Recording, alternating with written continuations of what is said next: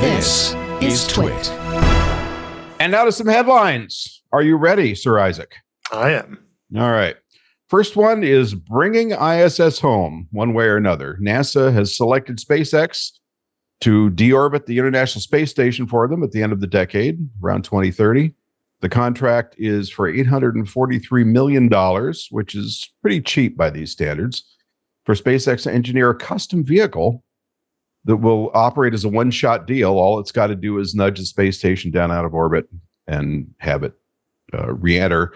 And the trick of this is, of course, you want it to re-enter so that it ends up in Point Nemo, which is this area in the center of the vast Pacific Ocean, where you want this thing to come down so it doesn't come down on us, because some pieces of it are surely going to survive re-entry.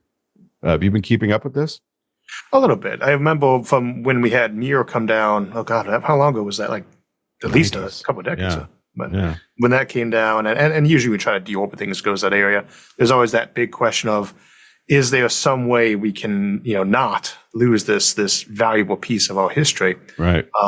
It's a tricky question. It's like, well, we're going to spend almost $1 billion to blow up a piece of our history, basically. And it feels wrong, but there are so many limitations what we do about debris these days, which, has been a serious concern just of late. I think with space debris involving what was that Russian satellite that had the yeah, that's the next story. Yeah.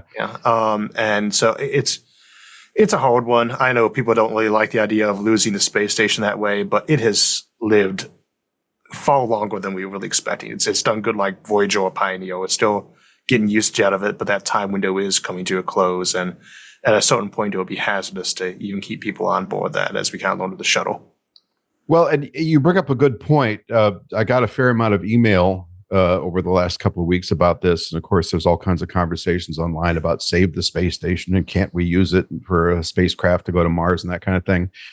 And I think it's important to remember, and there's a white paper that NASA put out recently that really talked about in some depth all the options they looked at, including reuse, bringing pieces home to put in the Smithsonian and so forth.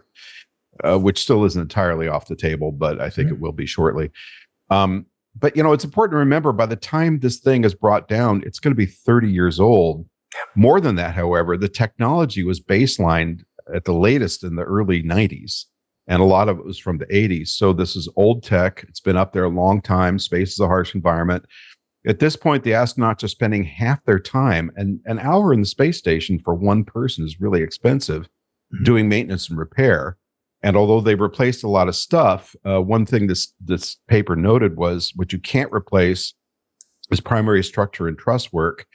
And although it hasn't been as big an impact as they thought it might be, the repeated dockings and undockings and repositionings of the space station when there's, the potential for an impact from orbiting debris stresses that structure a lot because, of course, it had to be built, they had this complex calculus of it's got to be as light as possible so we can launch a lot of it with the shuttle, which had a pretty limited cargo capacity.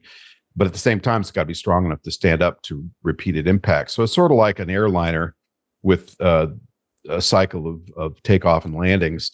It weakens the structure after a while, and this is another factor in the space station. And there's a lot more to this conversation, but the bottom line is it's served us well, and 30 years old isn't old for people, but it's old for space stations. Yeah, it rubs the wrong way. It's like with the rocket boosters, you get those all the way up into space, and then you put an effort to knock them back down. We're always looking for ways to try to make those work again and use them as space stations. We look like, could we use one of the boosters and turn it into space stations or link them together on a ring? And I love the idea. Everyone loves the idea if you can find a way to do it, but people tend not to think about how much structural damage something like that takes while it's blowing through the air. They are often in pretty bad shape. We're using them as hard. And the same situation goes with the space station. It's been sitting up there soaking up radiation, getting docked with, getting whacked around, not getting much external maintenance for so long now. And there's a point at which it gets easier to bring something else up there. And we have a lot of equipment up there you really could not replace anywhere with newer stuff without it being a very, very difficult process. So it's got its life cycle, and now just the question is, should we keep it around as a potential hazard so we could maybe have a museum of it one day? And I have to admit I'm on the fence about that, but it's served its usefulness as an actual resource facility at this point. The question now is just, do we get it out of there so it's not a hazard, or do we try to preserve it to make it a historical relic? And I think that we've made that decision at this point. So, yeah, I think so too. I guess the only other thing I'd mention is, it's expensive to launch mass into space. That cost is coming down.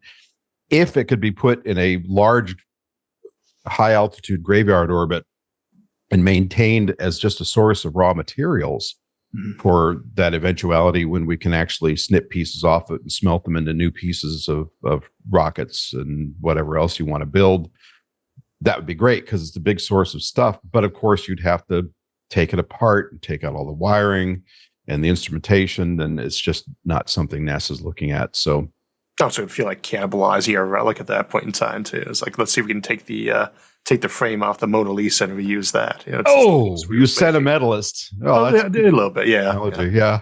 I wouldn't want to cannibalize the Apollo landers either. Yeah, there's hardly anything there anyway. All right, next up, breaking up is hard to do. The ISS astronauts took shelter after a satellite exploded. This was an old Russian satellite that we think may have had a battery that went kabang, but whatever is the case, it exploded. It was no longer functioning. It had just been sitting there for a long time, but it went kaboom, created well over 100 pieces, fairly large pieces of shrapnel. So as is protocol, the astronauts on the space station took shelter in their individual spacecraft in case they had to take off, which in this case was for Starliner, the Dragon, and a Soyuz, to make sure that A, they were protected, and B, if they had to depart in a hurry, they could. Just as a note, an hour later, the all clear was sounded, but there are currently over 7,600 operational satellites in low Earth orbit, many more dead ones, and all kinds of spent rocket stages, chunks of ice from fuel venting, so on and so on.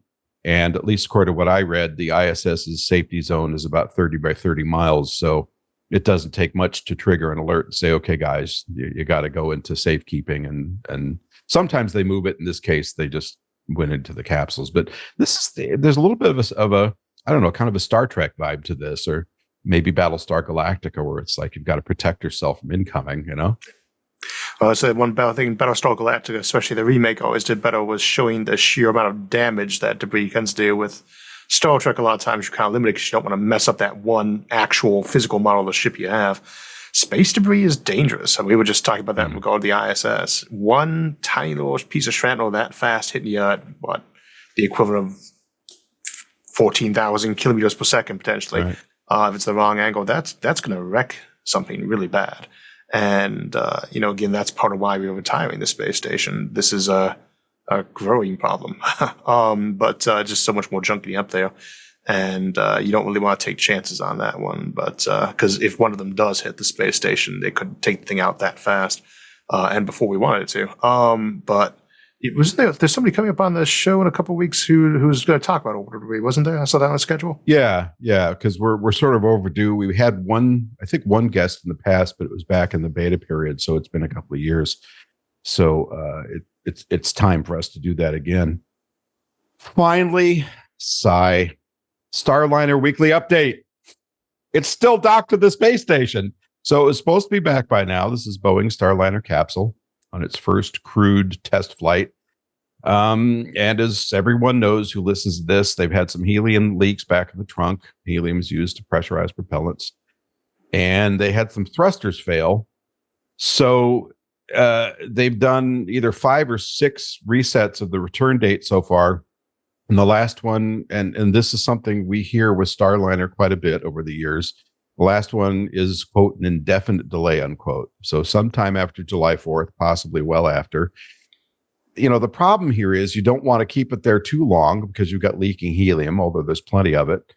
And you don't want it to age out, although it's designed to be there for months. On the other hand, these people have to come home at some point, and the space station's plenty well equipped to support the extra astronauts, and they've got lots to do because there's always a backlog of projects. But, this is a test flight, and the test hasn't gone as well as we liked. I foolishly posted a picture of Starliner with vines growing all over it, attached to the space station on Facebook. And boy, oh boy, did that generate some controversy. I was just putting up a little visual joke, but a lot of people got to sniping at each other. And I almost had to delete the post because it was getting a little too hot in there. It was a memorable image, though.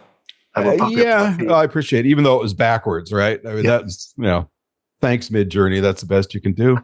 But, on the one hand, people are saying, look, new spacecraft take time to work out the bugs and all that. But Starliner's really had a troubled birth. They got more money by almost double than SpaceX did to deliver this vehicle to be able to take people up the ISS. It's been there it is. It's been pointed out that SpaceX had the advantage of having used the Dragon crew capsule for years before Crew Dragon was built, so they didn't need as much money. On the other hand, good old Boeing has been part of the U.S. space program since it started. They worked on Apollo, they worked on the shuttle, they built the SLS. You just wouldn't think this would be that big of a pull. It really has me scratching my head. Mm-hmm. It reminded me of Star Trek episodes from that picture where they had some kind of space mold or fungus sketch on the ship, and there's been a lot of ones like that in various episodes. But one thing I always remind myself of, to me, every time a rocket managed to get off the pad without exploding, I consider that to be at least a partial success. And so we got to give them that. They got up in space, they did dock, and I think they obviously got it safely down. There was definitely room for criticism because they have had a lot of resources and a lot of challenges. But I say what I always say about this stuff, rocket science still hard. Anytime you can actually get one of the things to fly at all, it's impressive. But I had some friends who were working on, was it the Peregrine lander, right?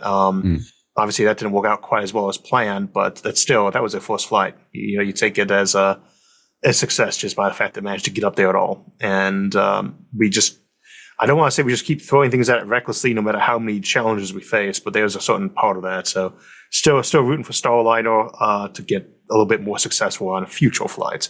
Obviously, this one leaves a bit of room for growth, but not of the space flights. Hey, if you enjoyed this clip, be sure to check out This Week in Space. You can find us on your favorite podcast app or see the link in the description below. See you there.